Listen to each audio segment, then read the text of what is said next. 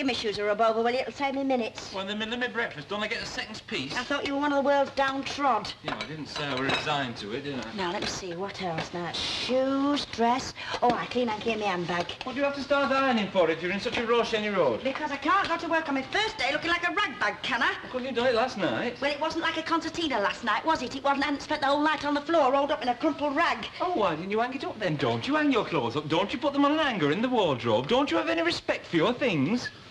Oh, now, look, put the ironing board away from me.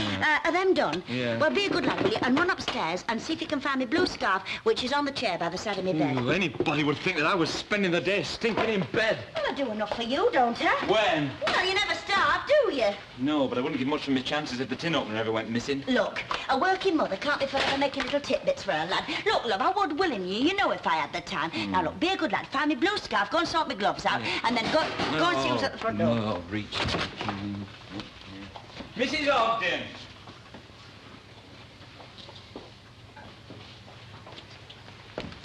Oh, just after work then, are you? Yes, in a tick or two. Oh, well, I've just come to wish you luck in your new job. Oh, well, thank you. That's very nice of you, love. Somewhat unusual, is it? No, love, it's nothing unusual. Oh. Oh, only you can't be too careful, you know. I mean, nothing's really what it seems, is it? You're dead right, nothing is what it seems. Yeah, I couldn't find you. It's all right, I found them in my pocket. No, I mean, I've been thinking. Any job can turn out to be different to what you expect, can't it? Well, I mean, take a job like being a milkman, for instance. Now, you wouldn't think there could be out funny about that, would you? Well, in what way funny, love? Well, just funny. Aye, aye. What's your Stan been up to? Oh, nothing. I was just saying, that's all. Right, well, that's me, all clean and polished and ready to make a good impression. Won't you be late? It's 10 to already. Oh, no, it's only local, you see. That's the beauty of it. No more standing in bus queues, no more getting soaking wet, home every day for dinner. I'll have plenty of time to myself. Well, I can take it down. There'll be plenty of little tidbits waiting for me in number 11 for my lunch thing, because I'd like to put me voting for a homemade steak and kidney pud full of our treacle, tat and custard. Is that all? It'll do for a start. After all, you said you'd only be too willing if only you had the time. Lucille just had cornflakes. Do you think you could marry some of this, Jack? Aye, I dare say. I'll force myself. You know, I know young girls get these dieting fads from time to time, but one thing I normally insist on is that she starts the day with a proper hot break. She's just being silly. Why don't you just eat the eggs instead of your tummy squeeze? Are they free range, she said. It's him. Who? Roger. Oh, it is indeed. Apparently his family eat no eggs except those that have been laid naturally. Why? What other way is there? I don't really think this is a subject to talk about at the breakfast table. No, you're quite right. It's not very tactful in front of him, is it? He takes it very seriously. Oh, well, it's a point of view, I suppose. It's a matter of common sense, Jack. Now, nobody loves animals more than I do. You know that, but we've got to live, haven't we? Aye. Such nonsense. He's a good influence, that lad. Here, what do you want? You'll get me shot. I just wrote Mr. Walker's policy. I've had it endorsed. Oh, I'll give it here. They're just having their breakfast. No chance of a quickie, then? Oh, like as if. Ah. OK, well, I'll just win me weary way stone cold sober then, only it's a pity, really, because a little bit of alcohol in the bloodstream, it helps to bring out the charm with the ladies, you know. You know, it helps when you're a bit old to be sweet and smiling to some old battle axe with a face like the back of a bus. And... Oh, get away. You're not telling me they're all old and ugly. I wouldn't carry on the job if they were. Why, there's one little dolly on that estate. Oh, why? Oh, well, you wouldn't be interested. Try me. Well, she says he's in the Merchant Navy, but I mean, who knows? Anyway, wherever he is, he can't be having half as good a time as the landlubbers he's left behind. Oh, she's not really lonely then? Oh, anything in pants, love. Anything? I'm telling you, she's red hot. You don't say. Here. Are there many of her sort? You know. Anything in pants, she said. Oh, well, I mean, you can't blame them, really, can you? I mean, stuck at home all day on their Todd. Who do they see except me and the milkman? Aye, that's just what I was thinking. Mr. Moffat? Oh, he's just going, Mrs. Walker. He's fetched you this. Oh, thank you. Right, well, see you tonight, I expect. He ought to have come in the back way. Mrs. Ogden, dear, I wonder, would you mind starting upstairs? Well, I was just starting down I know, here. but I've got rather a headache. It's all this arguing with Lucille, and I would be glad if you could leave it until later. Did she say she was sorry for upsetting you? Oh, I'm used to it. Oh, she shouldn't have lost her temper, though. Well, thank you, Mrs Ogden. Right, If little you madam wouldn't she's mind. getting, isn't she? Yes, well... Right, then I'll start upstairs. Anything for a quiet life. Oh, Jack. Oh, what's up, love? Well, I mean, I've always thought, don't you consider that we are utterly respectable? Unfortunately, yes. Unfortunately. Well, I often think that life's livelier for them as choose the other road, that's all. Don't joke about it, Jack. Why, what unspeakable goings-on are we being accused of? A little cake shop. French pastries. Eh? Something exclusive. Gâteau Saint-Honoré. And croissant, you know, made to order. Oh, people don't look down on people who make chocolate eclairs, do they? Hey, you've got me there, love. I mean, there isn't the same social stigma attached to iced fancies that there is sort of to drawing pints. Hey, your mattress is due for turning. Could one of you give me a hand? I'm not learning how to make cream meringues at my time of life. You go on up, love. I'll come and help you in a jiffy. Now then, what is it, Annie? Lucille, you don't want to let a little bit of a kid like that upset you. They get all sorts of fancy ideas at that age. You don't want to let her worry you. Not Lucille that's worrying me, Jack. It's society. I won't keep you a minute, only I'm getting a bit worried. I'll ask Mr. Gerard and see if he knows anyone, I promise. Only it's all in perfect condition. I'm taking care of it. It's the very best equipment. I didn't stint. Yeah, well, if he doesn't know anybody, perhaps somebody else will. There must be somebody setting up in a small way or expanding. I thought it'd be snapped up when I advertised. Yeah, well, the trouble is they'll have to pay you cash, you see. I mean, anybody buying brand new, they give it on the never never. There's the difference. Yeah, I know. Still, perhaps we could come to some arrangement. Yeah, I'll see what I can do. Oh, bless you. Where's Elsie upstairs? No, she's toddled off. She's creating a good impression. She thinks that they won't notice if she's half an hour late every day so long as she's on time the first day, you know. Oh, of course, the new job. What Yeah. sort of thing is it? You're a madhouse. It'd have to be to tolerate her, eh, Hope? My flat is. Got halfway there. I'll never stand all day in here. I'm very sorry, Val, but I'm in a bit of a hurry. What do you mean? Well, look for them, can't you? My black flat is. Oh, couldn't you spit? It would happen today of all days, Hey, wouldn't it? Cinderella, look what Prince Charming's Give her found. me, you daft apeth. Just look at that clock. I'll never be there on time now. Hey, up, Val.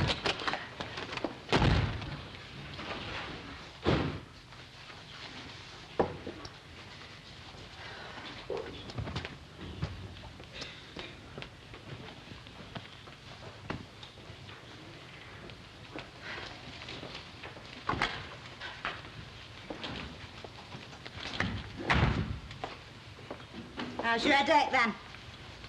Bearable? Ah, they want their bottoms smacking. Who do? All of them. Younger generation. Our Emma's just as bad, you know. No respect. Don't know the meaning of the word. I don't think I quite follow your trend, Mrs Ogden. Lucille, cheeky little monkey. No, you're mistaken. Looking down her nose at you like that. Who does she think she is, any Rose? It's nothing of the sort. Oh, after all you've done for her and all. I suppose it's this posh new boyfriend of hers putting ideas into her head. Roger is a very charming boy. Very charming indeed. Mr. Walker and I took to him instantly, and I flatter myself that he took to us. Aye. Still, she's getting snotty-nosed all the same, isn't she? Lucille is a very sensible girl. She knows that top show and status symbols aren't what mattered. A warm, loving home background, that's what a girl can show off with pride. Aye, maybe. Still, I bet she'd sooner be taking him home to one of them nice little semis up by the park instead of a scruffy old boozer in Coronation Street. Oh, well, I mean, I'm sorry, Mrs. Walker. No offence meant. Only let's face it, this district's no millionaire's row, is it? All wants bulldozing down. Anybody got the kettle on? Oh, no, but it's not a bad idea. Mrs. Walker could do with something a bit hot and strong by the looks of her. That woman is destroying me, Jack. It's not her fault. She's got the cheek of 10 men. She speaks her mind, that's all, and given the choice, it's better than being two-faced. Anyway, she means no harm. Right. Row up in 5 minutes. Mrs. Ogden, I think Mrs. Walker would be best left on her own for a bit. Have you else to do? Oh, I don't mind keeping her company. Not like a bit of company when you're feeling miserable. Well, come to that, it works both ways. Not feeling 100% myself. Oh, well then, Mrs. Ogden, now, would you like to go home? I can manage quite well alone. You run along. Oh, no, I don't mean I feel poorly. Just a bit, well, you know, depressed like. I hadn't noticed. Well, I try and keep up a cheerful front. I mean, you've got to, haven't you? I suppose so. Only sometimes I feel I want to sort of give way inside. You know what I mean? Scream. You want to scream out loud? Yeah, that's it. Belt the whole world right across the chops. Oh, you know, he's a monkey, is my Stan. But I thought things were so much better now since he'd got settled in his job. Ah, so did I. Till I found out. Found out what? He's not been taking his flask for the past 3 weeks. His morning brew, you know. Always has a morning brew. Now, the point is, if he's not taking his flask, he must be getting it somewhere. Cafe? No, I'd thought of that. But it's not only the flask, you see. It's all sorts of other little things and all mounting up. And then this morning, Charlie Moffat, his little bit of stuff on the estate. Stan's? Oh, no, Charlie's. Oh. Mind you, I suppose that could be just wishful thinking on Charlie Moffat's part. I mean, he's that sort, isn't he, all mouth and trousers. Stan's not, though. You never knew my Stan in his younger days, did you? Aye, always a man of action, my Stan. Where women was concerned, like. Deeds, not words, lass, he used to say to me. I reckon he hasn't changed all that much, either. Well, what do you think, then, Mrs Ogden? Well, that's the whole point. I don't know what to think. I mean, it's not as if I've got any proof or out. Well, I only mentioned it just to let you know you're not the only one with troubles. Any road. They do say a trouble shared is a trouble halved, don't they?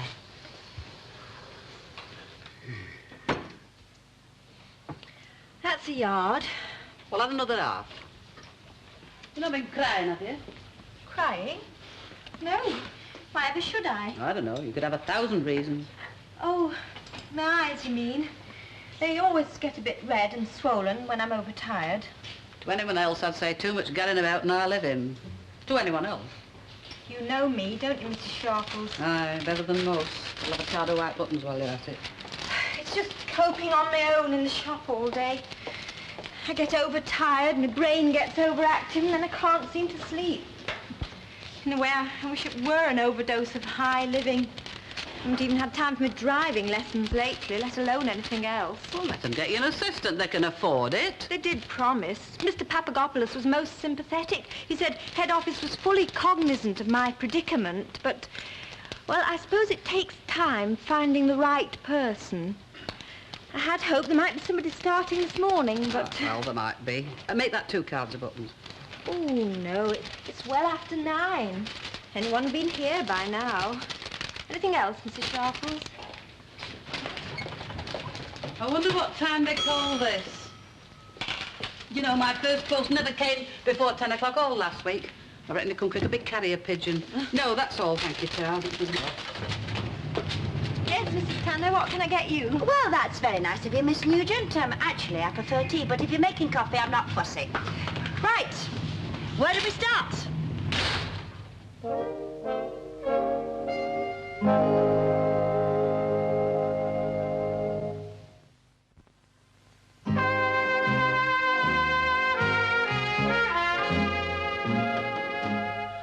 I'm not kidding you. It's the biggest laugh of the season with that one. I never took it serious when I heard. I mean, Nugent and Tanner.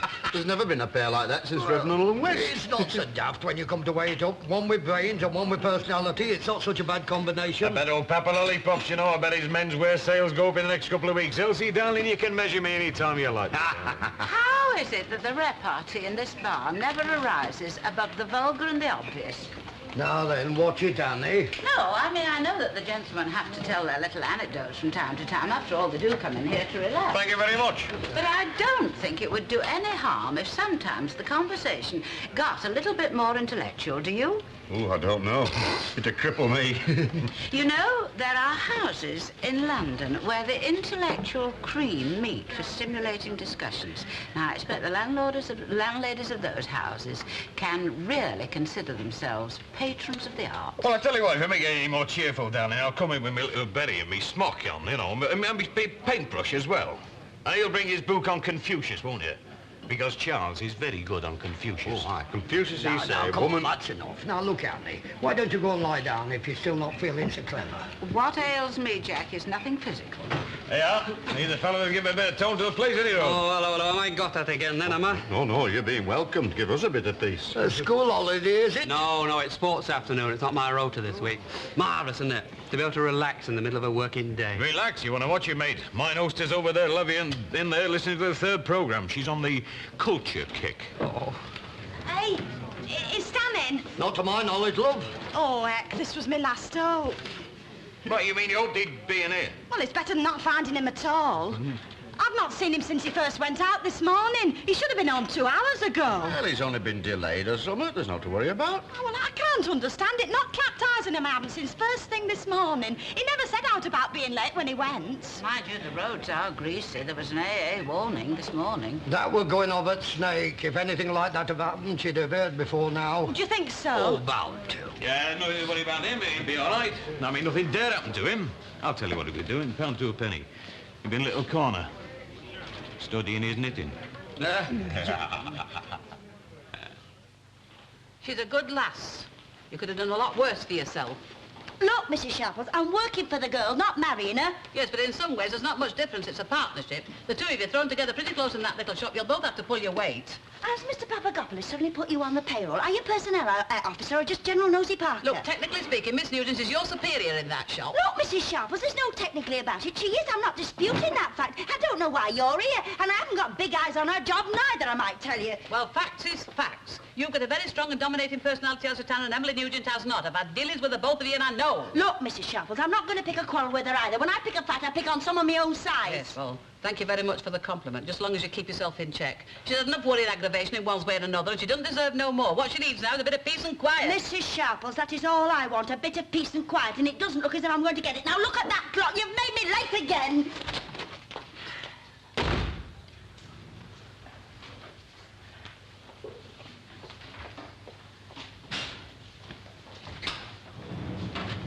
Yes, Mr. Fairclough.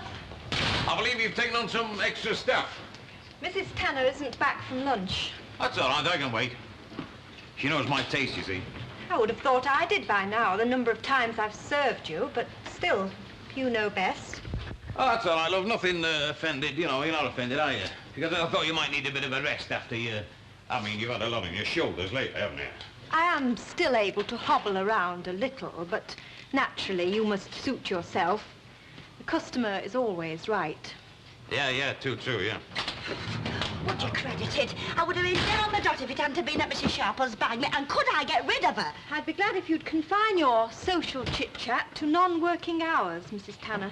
Social? We've already had one customer waiting for you for 5 minutes. What customer? Oh, him. He insists that you serve him personally. What can I do for you? Pair of socks, size 10 shoes. Nylon? No, wool. What about these? Ah, no. Maybe it should have been nylon in the first place. No. No, let's have a shufty at the other. No, leave them right where they are. Let's have a shufty at the nylon ones. Let's have a look. Yeah, now then. No, too short, then, no. I've got nothing longer. Short ones are fashionable. Who's buying them, you or me? I am only passing my opinion. I get cold, you see. My legs get cold. There's a big gap. Oh, let's see. Ah, now then. If you had that style in that colour, and that's up. No, have you got anything else? Not unless you would like me to knit you a pair. No. I better come back then, hadn't I? I mean, there's no point in buying just for the sake of buying, is there?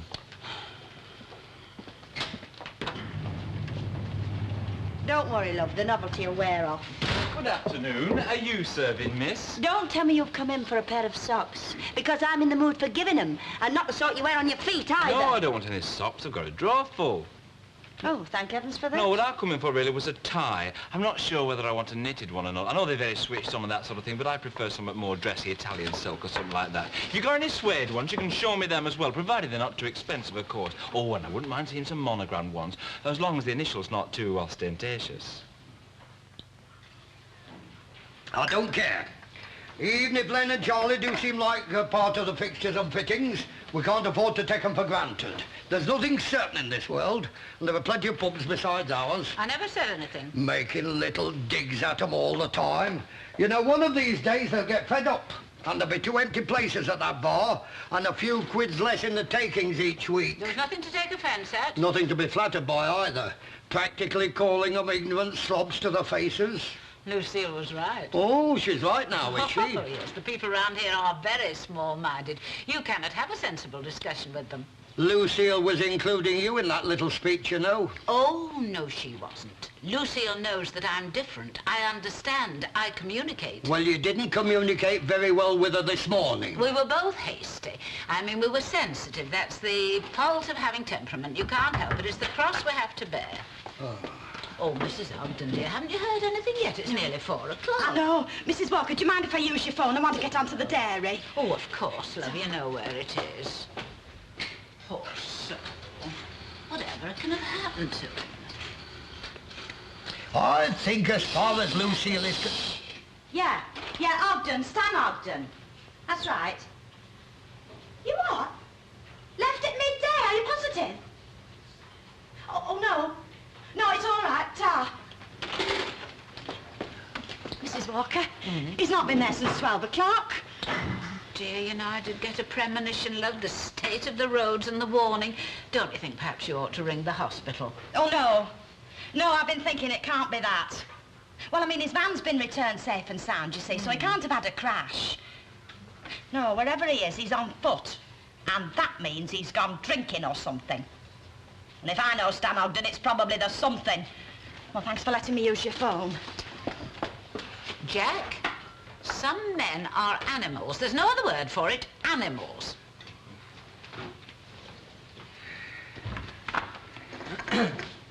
Mrs Walker, Lucille said you wouldn't mind if I came in for a bit.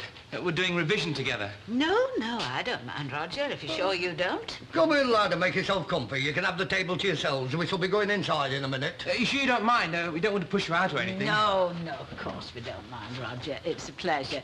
I'm always glad if any of Lucille's friends comes in. She knows that. Now, love, would you like to stay to tea? It's only salad on Lucille's instructions. Oh, if it's no trouble. It's a pleasure. Jack, love, Yeah? I think it's time for the refreshments. Hey? The refreshments, dear. Excuse me.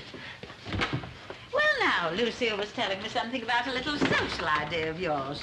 It's nothing really. I just got to thinking that... Well, you see, there's this old lady lives opposite to us. She never gets out of the house. Hardly has a visitor except for the daily help. My mother pops in sometimes, but she doesn't have much free time from the shop. So you thought you might pay little visits, is that it? Well, yes. Only organise it. Get a few of us together so that one of us pops in each week and does a bit of shopping if need be. Then we could get a list of old people. Oh, there must be hundreds of the poor dears. Oh, there are. Well, not just old people. Anybody who's housebound and lonely. You know, I think it's a very kind thought, Roger. Not really. I just think if we could do something to help, we should. You see, I thought we could have meetings each week once we got going and organise a rota. So that both of you would go to the meetings? Well, yes, if Lucille wants to help. Every week? Oh, I think we should if we're going to do it properly. Yes, well, I think that you can count on Lucille. And I think you should start here. We've got a couple of very deserving cases in the ladies' lounge. Well, of course, I was dead nervous at first, but did I laugh when I found out it was swindlers? I'll tell you something, though, you're much prettier than he is. Oh, you are a cheeky thing. You really, though, surely, Mrs. Tanner, you can't compare that backwater with the hectics goings-on at the other place you were at. What was the name of it? Miami Modes. Miami Mode. I shall tell you one thing we didn't have at Miami Modes. We didn't have raving maniacs rushing in every 5 minutes. I do think Mother Sharples could have left you alone on that first day. You know, fair's fair, isn't it? What can I get you, darling? 2 one-way tickets to Australia, 1 for you and 1 for our Dennis. Anybody in the dughouse, Jack? Only me, lad. Shove over. Oh, Mrs. Ogden, I am glad you've come in. Now, you know, Mr. Walker doesn't like playing the heavy father, but it is 6:30. No, I know, I'm sorry about our Mrs. Walker. She just popped round to the chemist's for me. Oh, dear. Well, it's not really, you know, just something to steady me nerves, like. Nerves? Ah, there, my dear, you have struck a chord. Come in and tell me all about it. That's what husbands do for you. In that case, darling, I promise to you, I'll never have one. Oh, love, what are you crying for, then? Oh, Belle, will you go to the park? A pint, lad, If I just sign on if he's got out to do with that wife of yours. Hey, Hilda, love, stands back. Oh, me mate. Stan? Hello, love. Stan, where have you been? What's happened? Note. Oh, have you got something in your eye, then? I've got a very gentle touch if you'd like me to have a go. Stan Ogden, where did you get that black eye? What black eye? This black eye. Must have been my horse. You haven't got an horse. Well, it must have been someone else then. Out. Huh? Out! Oh, heck.